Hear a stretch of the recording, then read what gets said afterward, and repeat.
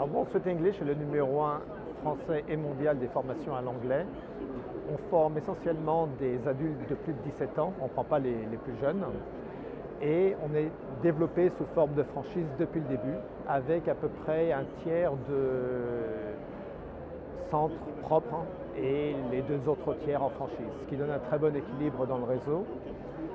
On a a priori, en termes de produits, une combinaison de multimédia et de cours avec professeur, donc ça c'est la partie un peu technique de l'anglais, mais pour un candidat franchisé, ce qu'il faut savoir c'est que même si c'est préférable, il n'a pas besoin de parler l'anglais pour être franchisé Wall Street.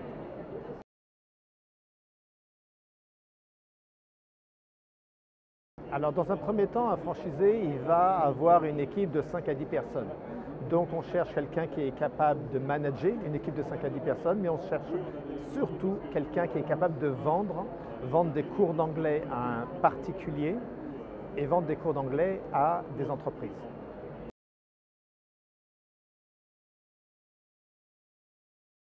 Le souci, si l'on veut, avec Wall Street English, c'est qu'on n'est pas un organisme web. On a des écoles. Les écoles, ça coûte de l'argent pour les ouvrir. C'est également ce qui fait notre force, puisqu'on a un réseau. Et aujourd'hui, les clients cherchent à avoir des organismes qui ont des réseaux et qui ne sont pas purement fictifs. Pour ouvrir une école, il faut à peu près entre 300 et 350 000 euros d'investissement global. Donc les banques demandent en général un tiers de ce montant-là en termes d'apport. Donc la première condition, c'est un apport aux alentours de 100 000 euros. D'accord ? À partir de là, nous, on fait passer tout un processus de sélection auquel est associé tout notre réseau. Et c'est le réseau qui va décider si le nouveau candidat est à même de rejoindre le réseau ou non, puisque maintenant, avec les réseaux sociaux, il est un candidat qui passerait mal dans les réseaux sociaux pour être très embêtant pour les autres franchisés dans la marque. Un candidat franchisé, il a 2 axes. La première, c'est quel type de contrat de franchise il veut. Et dans ces cas-là, il regarde quelle franchise a ce type de contrat de franchise. Et après, il regarde, une fois qu'il a choisi son type de contrat de franchise, il regarde s'il veut faire de l'anglais ou pas. Si vous voulez faire de l'anglais aujourd'hui, je vous conseille de prendre Wall Street. On a un contrat de franchise qui est un contrat de franchise participatif, contrairement à la grande majorité des contrats de franchise en France, c'est-à-dire que nous investissons aux côtés de nos franchisés, à la fois pour donner confiance aux partenaires financiers, parce que quand ils voient que le franchiseur ne se contente pas de leur envoyer des prospects pour le financement, mais également va lui également mettre de l'argent dans le projet, les banques en général sont beaucoup plus rassurées à ce niveau-là. Et on s'est rendu compte qu'on a été surpris, le fait que nous ayons 20% dans nos franchisés, donc c'est petit parti, ça permet aux franchisés de se dire « je suis chez moi » et le franchiseur l'est un peu, à 20%. Donc il n'y a pas ces problèmes de est-ce que le franchiseur fait pression sur son franchisé, comme on peut entendre dans la presse sur les contrats de franchise participative, ce n'est pas du tout ce problème-là. Donc par rapport à ce contrat-là, on n'a pas cette pression franchiseur-franchisé sur le contrat de franchise participative. Et ce qu'on s'est rendu compte, c'est que ça a créé une ambiance dans le réseau de partenariat.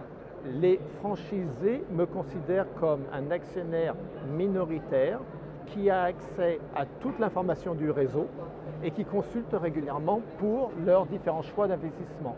Et ça a vraiment donné une maturité au réseau que nous n'avions pas précédemment.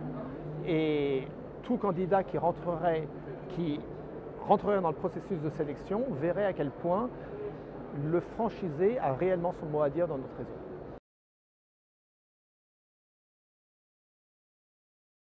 On a 2 académies. On a l'académie de Wall Street Monde et on a l'académie de Wall Street France. D'accord ? Donc une partie est gérée par le Monde et une partie est gérée par la France.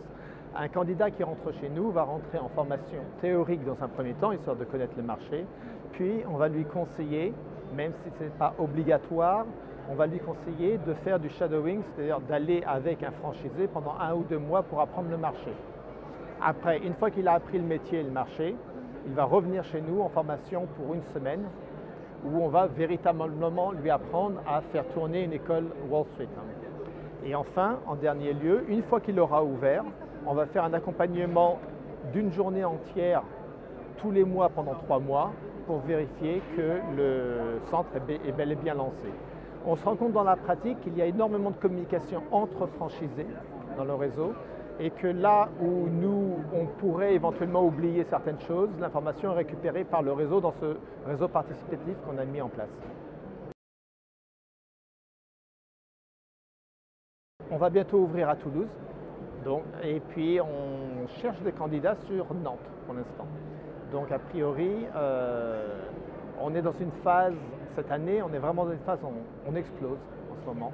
Le marché de la formation continue est très favorable aux écoles Wall Street et ma foi, c'est la bonne année pour rentrer chez nous.